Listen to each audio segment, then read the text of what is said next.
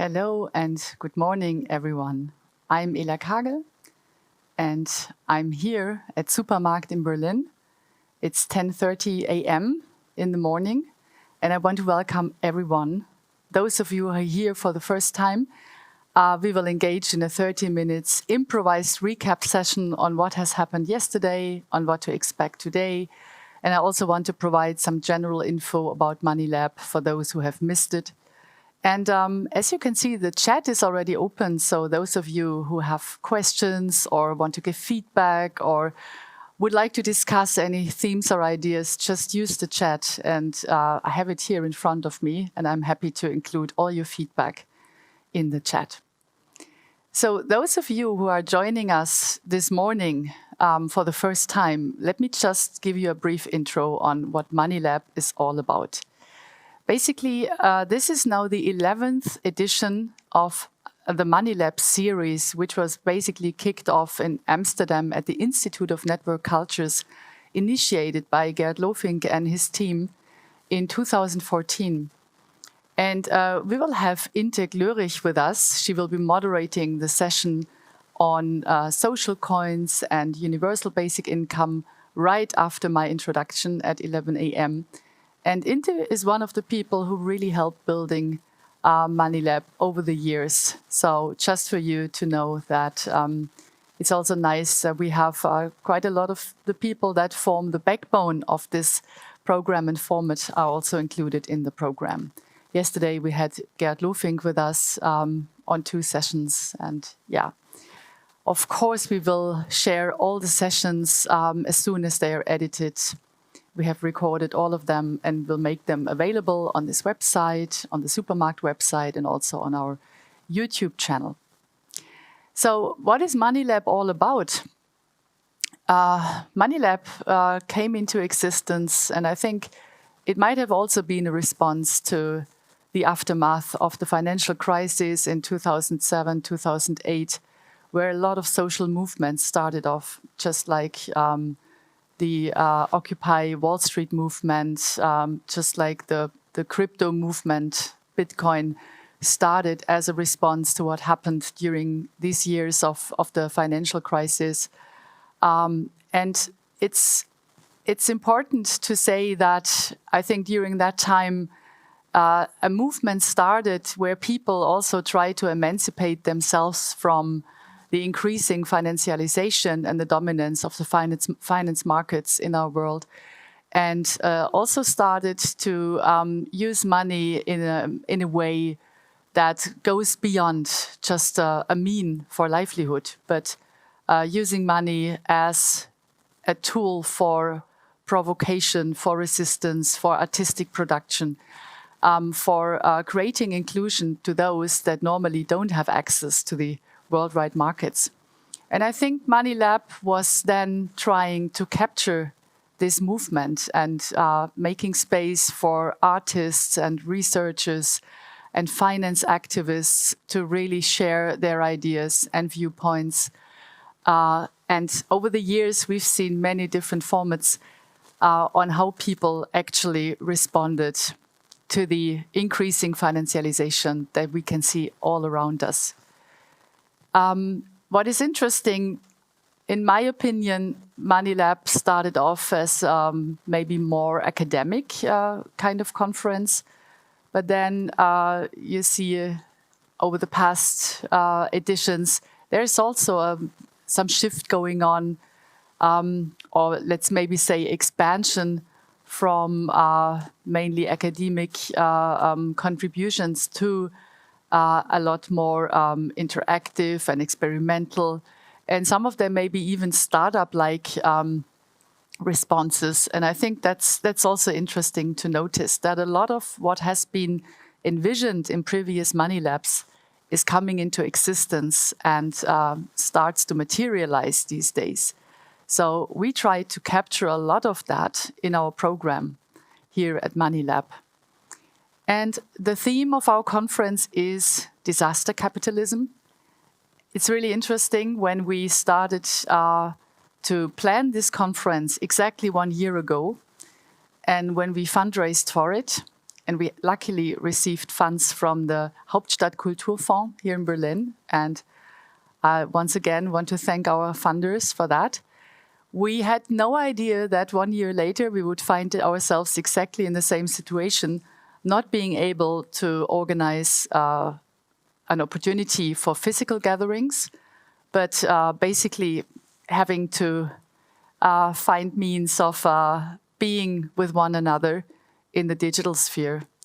And while this is sad, because there's a great need of really getting together and also strategize on some of these movements and ideas, it also provides a great chance for us to really include people from countries and backgrounds that normally could either not travel to Berlin or maybe also wouldn't feel safe in, in sharing the space with people that they would expect to be specialists on money or whatever.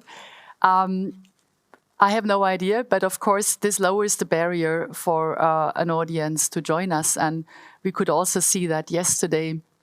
That was quite encouraging, that we had people from many different countries in the stream.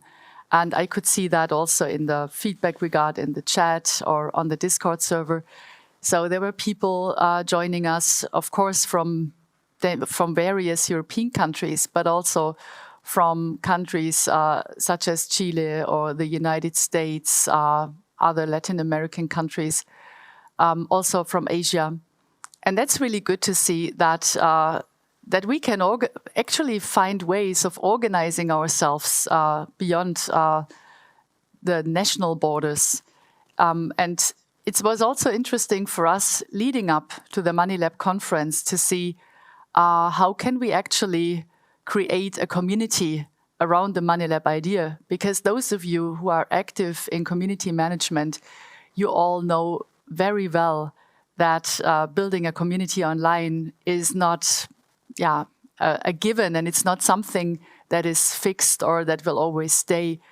A community, an online community particularly, always has this natural flows of ups and downs depending on whether there are physical gatherings taking place in between or not, and depending on many other reasons. So what was really interesting for us to see is that we all still have to learn quite a lot in order to organize ourselves better, to think not only of the tools or the platforms we are using to organize ourselves, but also of the culture and the communication choices that we take in order to really allow people to create a community that is inclusive, that is interesting and buzzing.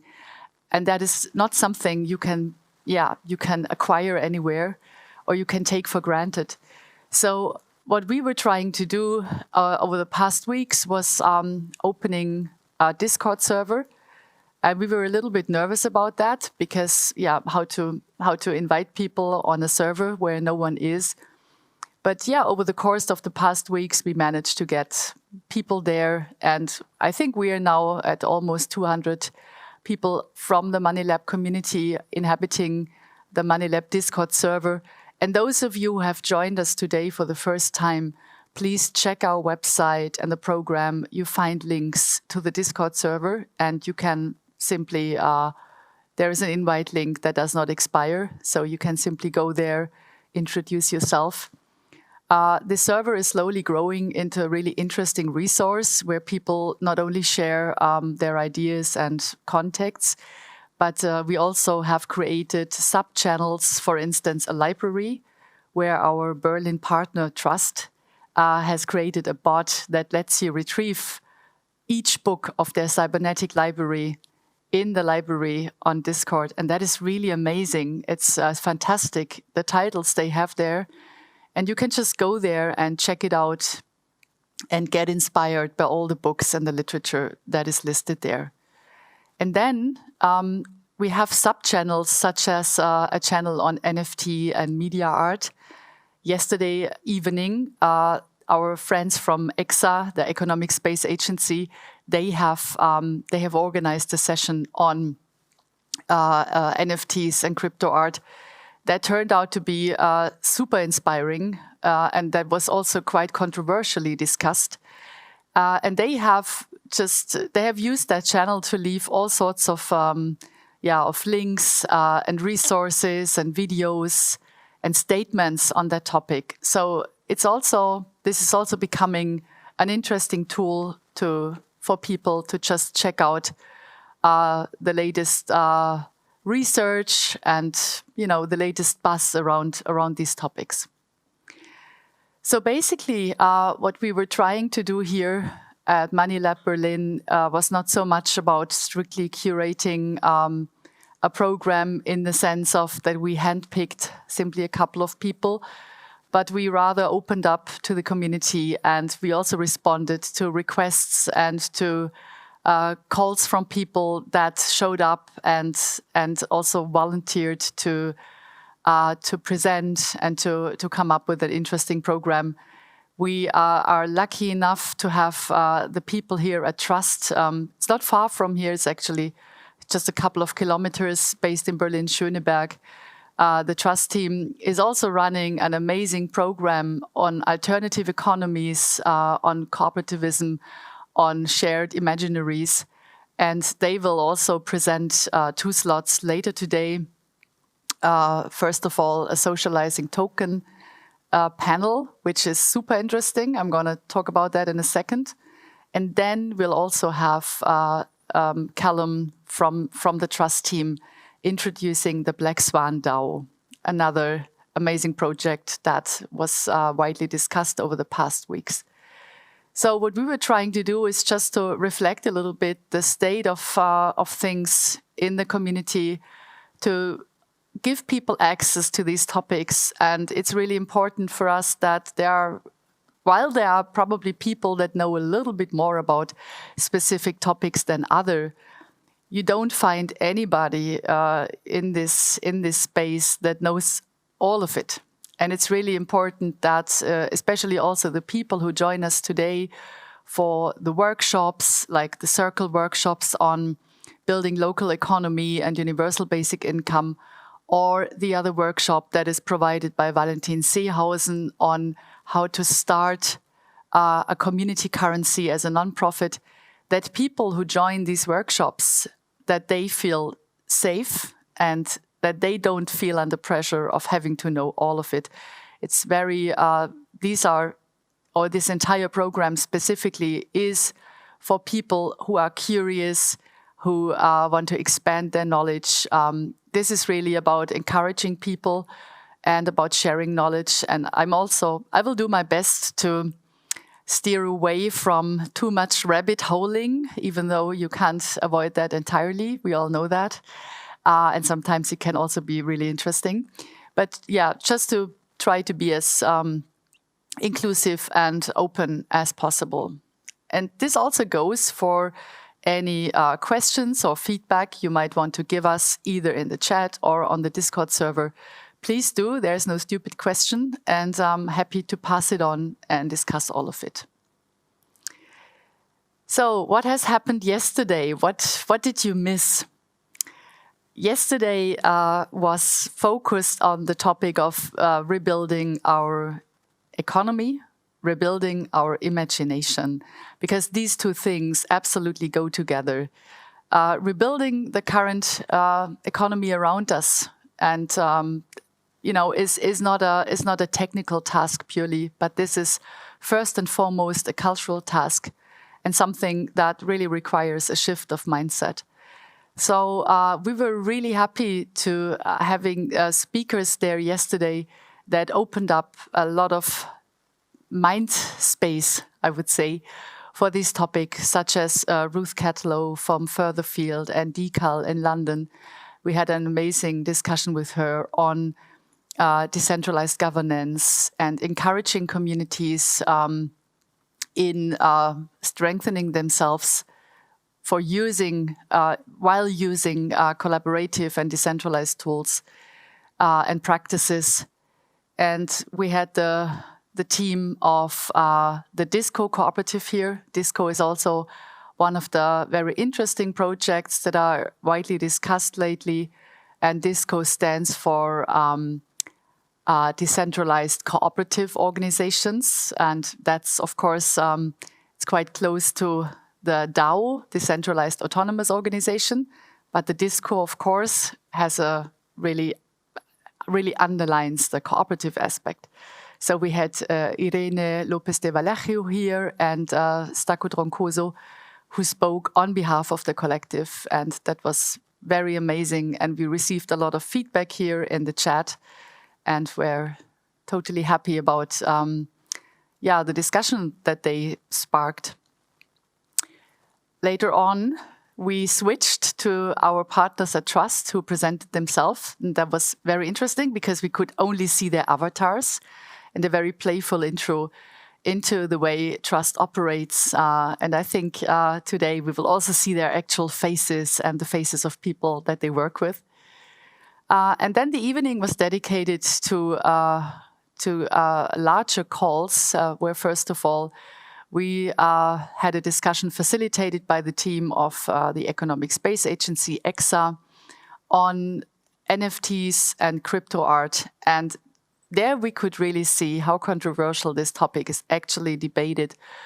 You know, it's like it's a whole spectrum starting from, it can be a chance, it can be a liberating thing, it can really, it can expand opportunities for artists, up to the enormous ecological impact it has, negative impact, of course, and also to, you know, still being placed in a classic and traditional market economy, where people also said, okay, but there's no progression here. What's the point? This discussion was super interesting, and it was especially interesting because the chat was buzzing with opinions. And we have saved the chat, and we will make it available also on the Discord server, where people have started to leave all sorts of materials and resources around MoneyLab. So that is becoming a really interesting resource for you to check and get inspired. Just go there and have a look. Yeah, so we are almost ready to get started with our first panel for today. But before I introduce Inte and Julio and Valentin, let me just give you a brief update on what to expect today. So today is divided into two thematic blocks. First of all, it's about monetary experiments, and we have chosen two projects that will also run workshops. First of all, we will have Valentin Seehausen run a workshop on how to create community currency as a nonprofit. And he will share his experience from his work with the social coin in Siegen in Germany. And then we have Julio Linares introducing Circles, a universal basic income on the blockchain. And he will also work with participants on how to build local economies with Circles. Both workshops are booked, but we will record both sessions and we can make them available afterwards. The workshops will not be live streamed, just for your information. Those of you who want to see Julio and Valentin in conversation, just stay with us, because in 10 minutes we'll start a panel with them. So you'll just have an idea, even though you cannot participate in the workshop, you get an idea of what they are working on and where they currently stand with their projects. This will be moderated by Inte Glurich from the Institute of Network Cultures in Amsterdam at 10 a.m. And when the workshop starts at 12, we will then switch over to our friends from Trust. And I expect a really amazing discussion taking place there. This is on socializing tokens, and they have a panel with Sarah Frand, Matt Dryhurst, Wassim Al-Sindi, Laura Lotti, Arthur Rögenbeer will be there, and I guess also Callum Bowden. And this is a really extremely fascinating lineup, and I look forward to that. So this will go on for 2 hours. And then at 2 p.m., we'll dive into the second or the third block of this conference, which is creating new economies for arts and culture. And I'm super happy that we have, it's some sort of a double slot, where first of all, Yael Sherrill will discuss together with Eric Baudelot and Janina Benutzky from LAFT Berlin, which is a very interesting performing arts organization, on collaborative tools, on decentralizing traditional cultural organization. And I think this is going to be really interesting. And then in the second half, Eric will shift over towards introducing the sphere and all their ideas about creating new economies for arts and culture. And then we have another switch to trust again. And Callum and Laura will present the Black Swan Dao. And that also fits really excellent into this topic of creating new economies for arts and culture. And they will present their approach. And I'm very interested to see that as well. And then last session for today will be Lenara Werle. She's the founder of Coinspiration. She has been working a lot with cryptocurrencies, alternative economies over the past years.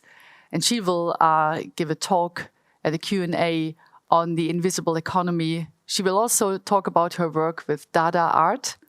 And Dada Art basically will be the ones that will invite you for a drink and draw session after what will be a full and pretty intense day of conference that allows you to just speak to each other via images, via self-drawn pictures on the Discord server of the Dada Art Discord. And you can find the link and all the information on today's program on our website.